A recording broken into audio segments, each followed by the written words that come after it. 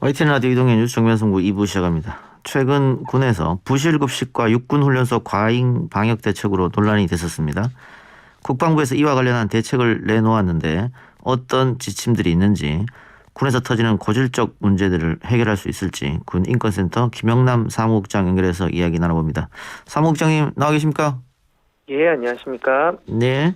자, SNS에 군 장병들의 부실 급식 사진이 올라오면서 많은 논란이 됐었습니다. 그러면서 군 장병들의 1인당 한 끼 급식비도 문제가 불거지면서 급식비를 인상하기로 했다고 하는데 그동안 얼마였던 겁니까? 현재는 급식이 한 끼에 2,930원 정도고요. 예. 오늘 발표한 건 내년에 이제 한 끼 3,500원을 목표로 하겠다는 것입니다. 예. 2,930원에서 3,500원으로 올리겠다. 많이 올랐다고 볼 수 있을까요? 그렇게 많이 올랐다고 보기엔 좀 어려울 것 같고요. 500원 예. 정도 이제 한 끼당 올라간다고 생각하시면 될 것 같아요. 예. 그런데 문제가 불거졌던 부실급식 사진을 보면 이 2,930원 정도도 전혀 안 되는 것 같던데. 그죠. 이게 사실은 오늘 이제 국방부에서는 예산 문제를 많이 이야기하지 않았습니까? 예. 근데 우리가 그 집에다가 금송아지를 두고 내 지갑에 10,000원밖에 없다고 가난하다고 떼를 쓰면 안 되지 않겠습니까? 예. 그러니까 국방비는 지금 전체 국가 예산의 10% 정도인 한 52조입니다. 예. 그러니까 그 중에 급식 비용은 1조 5천억인데요.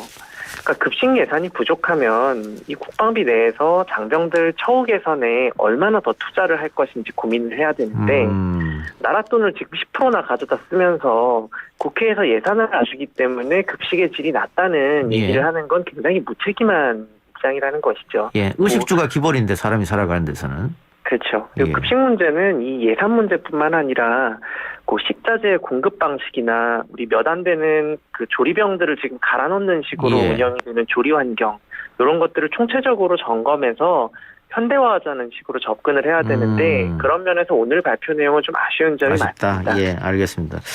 근데 이 자율 배식 이외에 격리 장병의 급식 사진은 더더욱 충격적이었거든요. 예. 사실은 군대에 먹을 게 없고 뭐 돈이 모자라서 밥을 그렇게 줬다고 생각하는 사람은 없을 겁니다. 이게 인기 있는 반찬은 앞에서 다 먹고 예. 남은 거 모아가지고 격리병사들한테 주니까 이런 일이 발생하는 건데요. 아하. 이 문제는 이제 저희 군인권센터에서도 작년 9월 달에 이미 사진을 공개하면서 지적을 한 적이 있는 문제입니다. 예, 그러니까 예. 반년이 지난 지금 또 다른 부대에서 같은 일이 벌어진다는 건 군이 방역 정책을 설계할 때 장병들이 먹고 자는 뭐 이런 기본 생활 문제는 큰 관심이 없었다는 걸 예. 얘기하는 것이죠. 그러니까 예. 뒤늦었지만 뭐 신경을 쓴다 하니 앞으로 잘 살펴봐야 될 것 같습니다. 예. 또 다른 문제가 육군훈련소에서 불거졌는데 이 방역 때문에 수일간 양치와 세면을 금지했다 이런 얘기도 들리는데 그건 사실입니까? 예, 이제 군인권센터에서 확인을 하고 발표했던 내용들인데요.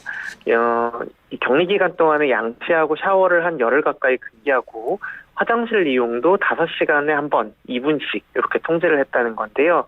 감염병 확산 우려 때문에 이 훈련병들의 동선을 통제해야 된다는 명목이었습니다.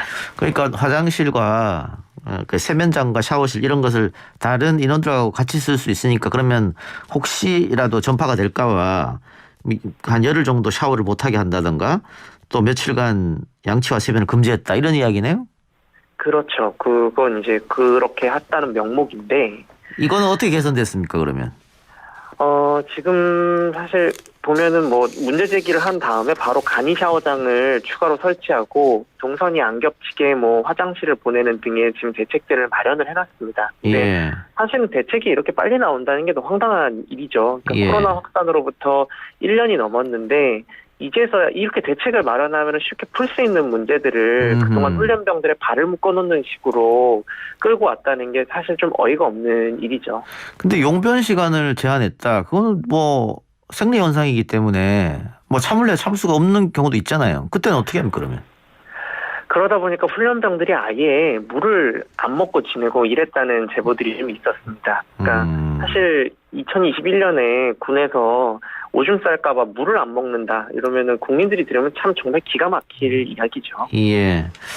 이 국방부 박재민 차관이 중대원 전체가 같이 휴가를 다녀오면 생활관 자체를 격리시설로 사용할 수도 있다 이런 얘기했는데 이 부분 어떻게 생각하십니까? 오늘 나온 대책 중에 이제 이 부분이 같이 들어 있는데요. 예. 뭐 다양한 방법들을 고민하고 제시한다는 거는 의미 있는 일이라고 생각을 합니다. 다만 예. 오늘 발표 이후에 이렇게 중대원 전체 같이 휴강하는 문제가 얼마나 많은 부대에 적용이 될 수 있을까에 대해서는 좀 의문을 제기한 분들이 많았는데 예. 이에 대해서는 국방부가 좀 디테일한 대책을 세우고 장병들하고 조율을 해나가는 과정들이 좀 있어야 되지 않을까 생각하고 예. 있습니다.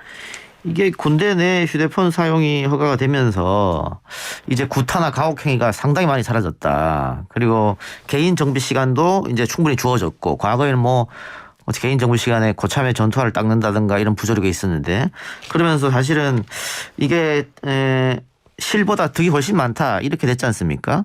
근데 이번엔 SNS를 통해서 병사들이 이런 여러 가지 의혹들을 제기하니까 오히려 군대 내에서는 누가 이런 것을 올렸느냐 인터넷에 추적했다는 얘기도 있던데 그건 사실입니까? 예, 그렇게 했다는 것들이 이제 뭐 국회에서 어떤 상임위 회의하는 과정에서도 확인이 되고 뭐 이런 것들이 좀 있었는데요. 예. 사실은 여러 가지 순기능이 있지만 지금과 같은 상황들이 이렇게 SNS를 통해서 알려지는 것도 어떻게 보면 순기능일 수 있다고 좀 보고 있습니다. 그렇죠. 그러니까 볼 수 있죠. 휴대전화를 안 줬으면 우리 병사들이 무슨 밥을 먹고 격리돼 있는지 국민들이 확인하기 어려웠겠죠. 그렇다면 우리 국민들을 위해서 일하는 군인들이 더 좋은 환경에서 일할 수 있다면은 군 내부 문제들이 내부건 외부건 이렇게 알려져서 해결되는 게 중요한 거지. 예. 이게 뭐 휴대전화로 사진을 찍어서 밖에 뭐 제보를 하면 군기가 무너진다.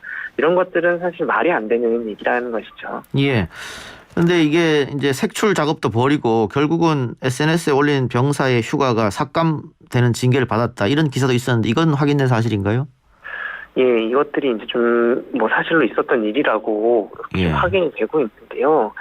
그러니까 군 수뇌부가 아직도 이 바깥으로부터 들어오는 문제 지적을 다 공격으로 받아들인다는 걸 또 의미합니다, 이게. 그러니까 국민을 지키라고 군대를 만들었는데 군대를 국민으로부터 지키려고 하고 있는 거죠. 예. 그러니까 밖에서 이런 문제 지적을 하고 밖에다 폭로하고 외부에서 이야기가 들어오는 것도 사실은 다 우리 군이 좀 더 좋은 곳으로 발전했으면 좋겠다는 생각으로 지적을 하는 건데 군이 이런 면에서 좀 더 대범해질 필요가 있다. 이렇게 병사들 찾아내가지고 징계하고 이런 식으로 가가지고는 상하 간의 어떤 신뢰라는 것이 형성이 될 수가 없는 부분들이고 지금 군의 이제 군인복무 기본법상으로도 어떤 제보나 고충 고소가 처벌이나 징계의 근거가 되어서는 안 된다라고 써 있기도 합니다. 예.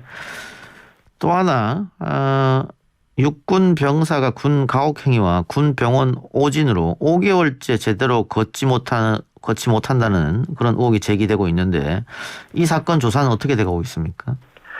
뭐 폭행건 같은 경우에는 이제 그 축구하다가 뭐 그 폭행을 했다라는 얘기가 있고 이걸 이제 수사를 이제 하고 있다고 하고요. 그래서 오진건은 또 감찰을 진행하고 있다고 하는데 군에서 이런 사건들이 항상 여론의 도마에 오르면 철저히 수사하겠다, 조사하겠다 이런 말을 늘 반복을 합니다. 근데 시간이 지나면 문제가 이상하게 풀리고 잘 안 풀리는 경우들도 되게 많습니다. 그러니까 이게 그 군사경찰이나 어떤 군의 감찰 업무를 보시는 분들이 나쁜 사람이기 때문이 아니라 군이 기본적으로 밖으로부터 감시받지 않는 폐쇄적인 집단이다 보니까 자연스럽게 그렇게 흘러가기가 되게 쉬운 환경에 놓여 있다는 것이죠.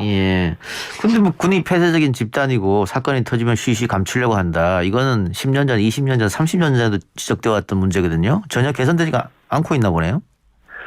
그죠. 사실 군이 오늘 이제 발표한 부실 뭐 급식에 대한 대책 이런 것들도 내부에서 대책을 열심히 만들잖아요. 근데 사실 자꾸 자기들끼리 이 대책을 마련하고 문제를 해결해 보려고 하는 태도 이것부터 좀 고쳐나가야 된다고 보고 있는데요.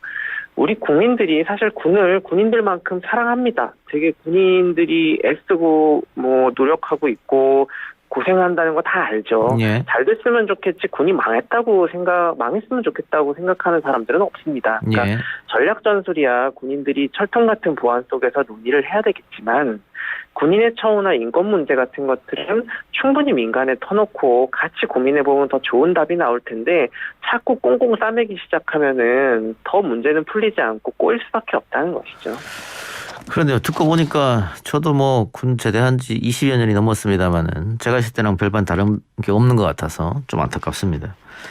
부실급식과 과잉 방역 또 가혹행위까지 계속해서 군대 안전 이야기가 흘러나오고 있는데 이 와중에 남영신 육군 참모총장이 코로나로 외출이 막힌 신임 장교들에게 애인들이 다른 사람과 만날 것이다 이런 부적절한 발언에서 논란이 됐어요.